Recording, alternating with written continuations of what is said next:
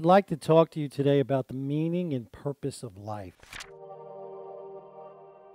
Now, I am not going to be so bold to tell you that I can tell you the meaning of your life or the purpose of your life.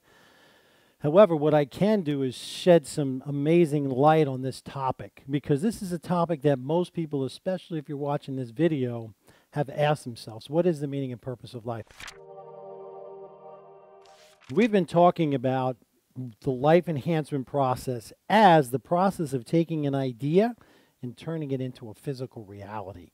That is the great process of life. As a matter of fact, everything you covet, every luxury in your life, every possession, relationship was once an idea in your head or somebody's head. And so what is this great creative process of life? We're going to get deeper and deeper into it, and we're going to start in today's discussion. So, and here's what we do at RD&T. We have this idea. We want to make it a physical reality.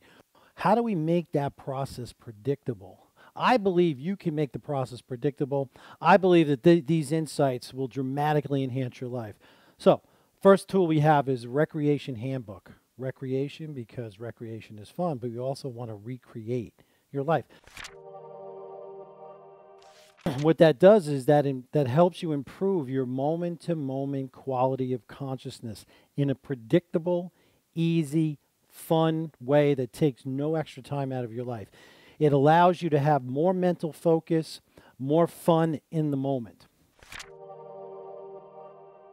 The next tool we use, a resource we have, is the Creative Process Workbook. What it does is it breaks down the creative process into its tiniest little step so you can understand it, apply it, and get predictable results in your life. Finally, we have The Ultimate Secret, which is a new book. And what it does is it goes into, creates a whole new context for your life. And we're going to talk about that, a lot of that today. It creates a whole new context for your life and also talks about the governing law of life.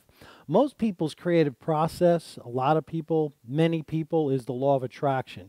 And we learned that that's only 1/7 of the story. Today we're going to have a principle that combines both. It's called the Theanthropic Principle. The Anthropic Principle is this, is that humanity could not exist in a universe that doesn't support life. So we look at our universe, and what we do is we try to understand our existence through the universe that we live in. So I'm going to take I'm going to use some anthropic bias. I'm going to do some metaphor here to help us understand what I think the great story of life is. I was in the life enhancement industry for about 4 or 5 years, loved it. However, I started to notice a disturbing pattern, that it wasn't predictable. So I actually started to go out and try to understand, hey, what is the meaning and purpose of life? And I went to a seminar. It's actually probably one of the most popular seminars in the world. And they promised to discuss with us what the meaning and purpose of life was. So it was like a 3.5-day seminar, and the last lesson of the last day, I mean, drum roll, dramatic pause, and finally the facilitator of the seminar says, life is empty and meaningless, and it's empty and meaningless that it's empty and meaningless. A lot of people in the room were like all excited about this, like they had a breakthrough, and I'm like, I then tried this phrase on people at cocktail parties, and it was like, no, didn't. They were less enthused about it than I was. So I continued my search, and I had the very fortunate circumstance of meeting a gentleman named Neil Donald Walsh. I was at a seminar of his, and he said, here's the 4 most important questions in life. And I think that we can really distill down what the meaning and purpose of life by answering these 4 questions. So what I want to do is I want to pose these 4 questions to you, and then I'm going to infuse in a little of anthropic bias to try and really understand the great story of life. Who are you? Where are you? Why are you here? And what are you here to do? So let's break these 4 questions down, and we'll weave in a little bit of anthropic bias.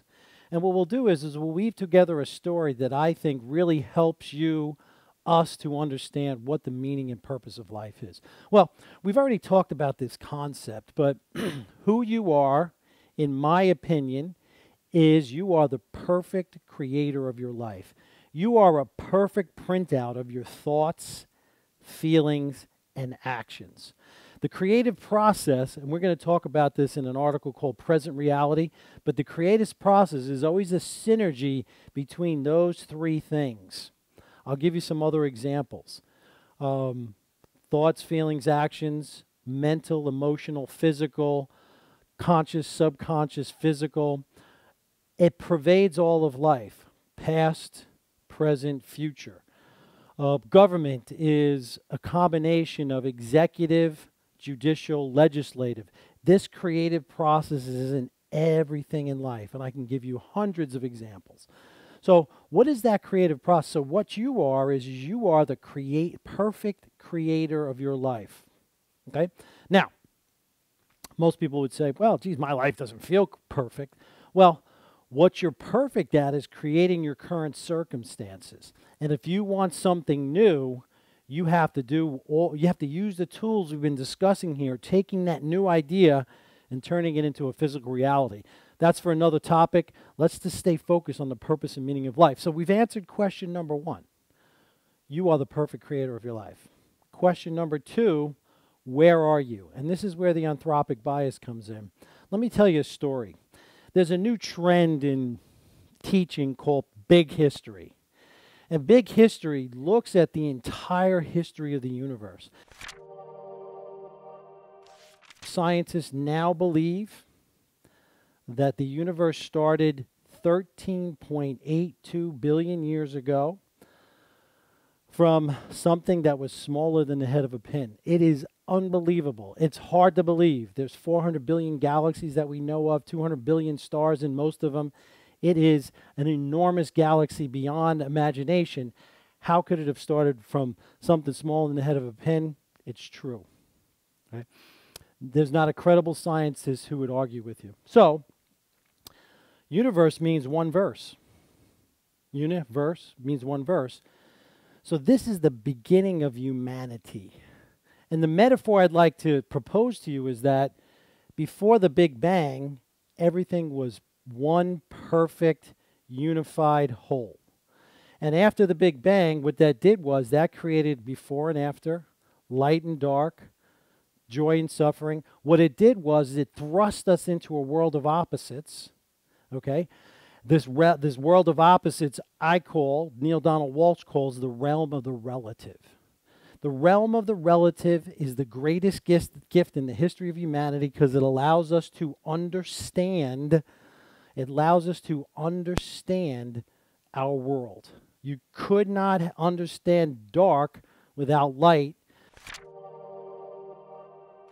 We've used a philosophical scientific term called the Theanthropic Principle with a little bit of anthropic bias.